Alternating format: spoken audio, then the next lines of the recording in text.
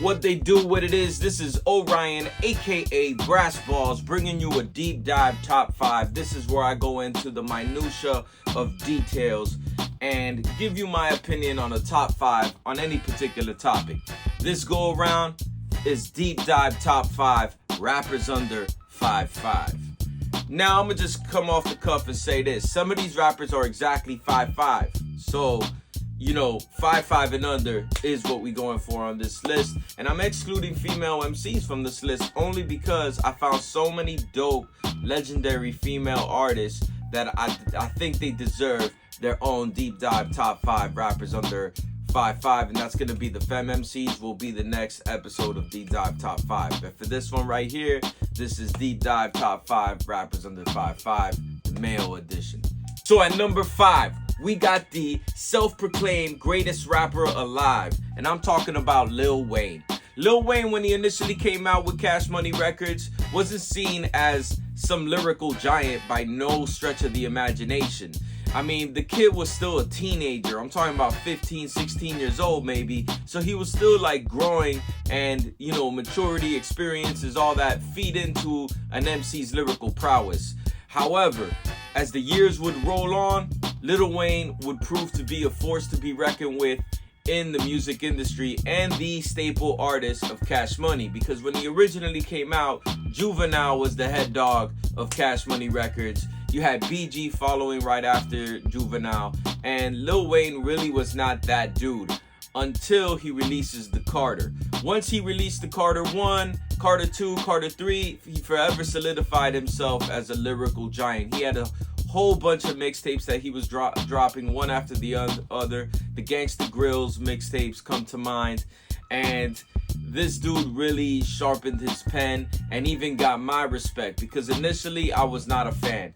But as the Carter 2 rolled out, Carter 3, he was undeniable as to what he brings. And to this day, he's still dropping dope-ass bars. And for that reason, he's number 5 on my list. However, I wouldn't be shocked if somebody else would put him at number 1, even above the height thing that we on right now. This whole rappers under 5'5" thing that I'm doing. A lot of people would put Lil Wayne in their top 5 rappers. Period. You know what I'm saying? And also, you gotta give him credit, because if it wasn't for Lil Wayne, would we have a Drake? Would we have a Nicki Minaj? As much as I don't like Nicki Minaj and Drake, that I don't really like his shit that much, a lot of people do, and Lil Wayne's cosign went a long way for those artists. Now, this is all my opinion. You may not agree with what I'm saying, may not be yours. You know, feel free to drop a comment and let me know how you feel. Number 4. Now, this MC is mad iconic. What he meant to the rap game and what he meant to the genre of gangster rap. And I'm talking about Eazy E. At 5'3", the stocky young brother from NWA, the one that really put NWA on the map, the one that was responsible for Ruthless Records, Bone Thugs and Harmony. You know what I'm saying? Like, what he did in the music industry is forever iconic.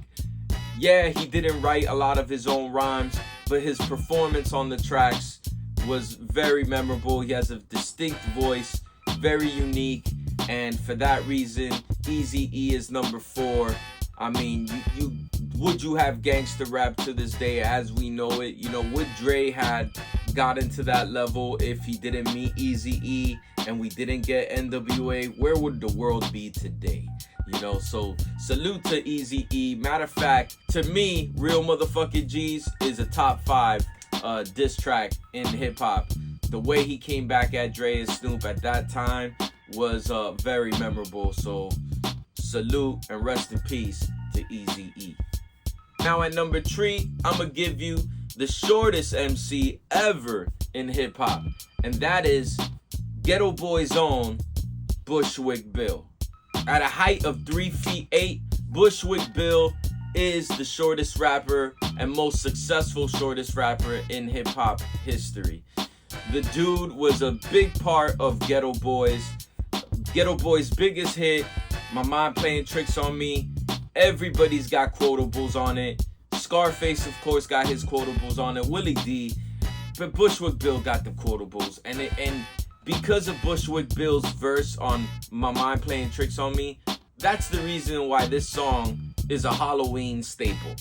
Every Halloween, you need to hear My Mind Playing Tricks on Me because of Bushwick Bill's verse. This year on Halloween before the weekend, me and Ghetto Boys is trick-or-treating. Iconic. Fun fact on Bushwick Bill, he was on the intro to Stranded on Death Row and made a cameo in the Dr. Dre video for Dre Day.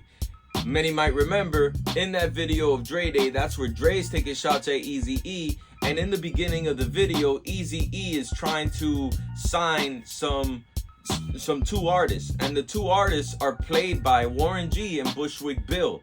When I was a kid, I always wondered about this and wondered if that was Bushwick Bill in the video. Turns out it was. And actually, the whole reasoning behind it and my research led me to a beef that Eazy E and Bushwick Bill had. So some little man beef going on. But basically what it was is that Bushwick Bill wanted to work with Ruthless Records. This was at a time when, you know, Ghetto Boys was already doing their thing on Rap a Lot, but he wanted to venture out and do his solo stuff. So he started working at Ruthless Records Studios, worked with Above the Law, and was really wanting to work with Cube and Dre. However, Cube and Dre would soon leave the label, and Eazy had signed allegedly something with Ruthless Records, but wasn't happy with the contract, and eventually found himself at Death Row Records working with Dre, did the intro on Stranded to Death Row, appeared in the video, and this was something that Eazy E and Ruthless Records didn't like too much. So it added some tension there, but above all, Bushwick Bill stayed on Rap a Lot Records with J Prince, releasing 2 albums under the label, and one of those songs is called Ever So Clear. It's his biggest song. If you look up on Spotify, it's his song that has the most listens, and in that song he talks about being small, dealing with height issues and everything, and also dealing with getting his eye shot out by his girlfriend and almost killing a baby or throwing it off a balcony or some shit. It was crazy shit, but the beat was either produced in-house with Rap a Lot Records producers or produced by Above the Law. It's not so clear. Discog says one thing, but interviews that I've heard say another. So that's a little muddy right there, that situation. Little Big Man, that album is actually pretty dope. Very much of that time in the 90s. Go listen to it. He had another one called Phantom of the Rap Opera or something like that. That was his second follow-up album, and it's actually pretty dope as well, man. Bushwick Bill is a character. If you're into gangster rap, you definitely need to dive into Bushwick Bill if you have not already. Rest in peace to Bushwick Bill. Damn, another legend gone, but it is what it is, y'all. Before I get into number 2, I want to preface this with saying I'm a fan of all of these artists, and that's pretty much the reason why I'm even doing this in the first place.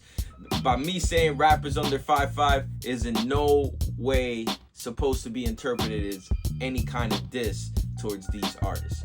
So I say that because this next artist, I'm very fond of this artist. He's actually going to be in town in Miami very soon, and that is Havoc of Mobb Deep. Havoc of Mobb Deep to me is a dope-ass lyricist. I mean, what he's done in hip-hop is crazy. The catalog that he was a huge part of with Mobb Deep, him and Prodigy releasing their first 4 albums to me are classics, but I'm a Mobb Deep fan through and through. But even if you're not a Mobb Deep fan, the infamous Mobb Deep and Hell on Earth are fucking must-haves if you're a hip-hop listener. I don't care if you're a West Coast listener, down South listener, these albums should resonate with any rap fan. His production is crazy. He influenced so many producers, including The Alchemist, which him and Alchemist released an album in 2016 called Silent Partner, and I think it's Havoc's best solo work. On the Silent Partner, lyrically, he stepped it up. I love that album. He's got albums that he's still releasing. He released an album recently, a couple of years back, with Styles P that's really dope. So, make sure you go and tap into Havoc and what he's doing. Now, this leads me to the honorable mentions, because when I started coming up with this list, the person that was going to be my number one was Prodigy of Mobb Deep, actually. But turns out he's not 5'5", he's 5'6". So for that reason, I can't put him in this top 5. But he does get the honorable mention because he's 5'6", and possibly one of the greatest lyricists in that height range, in my opinion. But I may be biased because, like I mentioned, I'm a huge Mobb Deep fan. Now, some other honorable mentions I want to say is Big Boi from Outkast. Big Boi is 5'6" and no slouch with the pen. The Outkast discography is crazy. At 5'6", also, I want to give a shout out to Kendrick Lamar. Kendrick Lamar has an extensive, great catalog and just recently destroyed Drake with his diss records. So, you know, there you go. Another win for the little guys. I myself am 5'9", so I could definitely relate to being of a lesser stature and being an MC and doing what we do. Which is why I like songs from Bushwick Bill, Ever So Clear. Like, that's just, yeah, that's what it is. Another rapper I wanted to put on this list, but turns out he's actually 5'8", 5'9", is Skilo, because he had the Little Man anthem with I Wish. But he ain't on this list because he ain't a rapper that's 5'5" and under. You feel me? Now, let's get to number one. The number one MC. To me, rappers under 5'5". The number one slot goes to A Tribe Called Quest's own Phife Dawg. Phife Dawg, to me, was the man back in the days, especially with the discography that Tribe Called Quest. Man, those first 5 Tribe Called Quest albums is bangers. It's bangers. What Phife would bring to the table, there was a level of honesty that he would drop in his punchlines, and he'll just sprinkle it in there. You know, the height of Muggsy Bogues, complexion of a hockey puck. Bruh, right there he told you his height. If you were a basketball fan, you knew Muggsy Bogues was 5'3". Right there you knew Phife was 5'3". You know, what you really know about a funky diabetic. I mean, him revealing these things, he'll just sprinkle it in there. And it wasn't always like so in your face about it. You know, there were tracks on, like, for example, Midnight Marauders, 8 Million Stories comes to mind. And even on Beach Rhymes and Life, the song Stressed Out.